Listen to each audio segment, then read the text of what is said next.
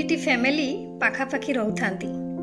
गोटे फैमिली रे फुल परिवार थांती जोटा कि जॉइंट फैमिली, साइड परिवार रे भी समस्ते थांती।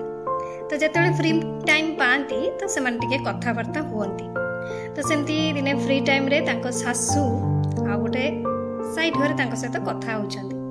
तो कथा है कि कहउछंती जे झियोर स्थान कोठी जानिछु? झियोर स्थान चीनी। चीनी जेमती झियोर स्थान सेमती। आ बहु बहु होला लुण। एमान जेतेबेले कथा होउथांती तो जे सासू कहउथांती एमती झियोर स्थान चीनी आ बहुर स्थान लुण, तांकरी बहु तांको कथाटी सुनी देला, जोटा सासूंको कथाटी। तो सी तो जाने जे मो सासू मते बहुत भल पाती।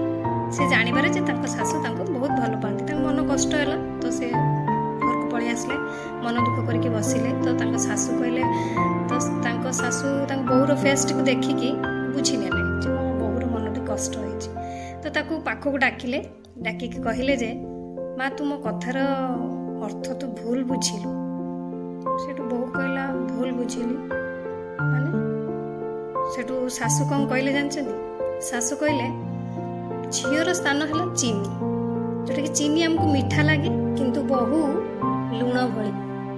लुणर आदर न थाए सीना, किंतु जो खाद्य रे लुण न थाए से खाद्य पूरा नष्ट। सेथिपाई जो घर रे बहु न थाए ना, से घरर सौंदर्य न थाए।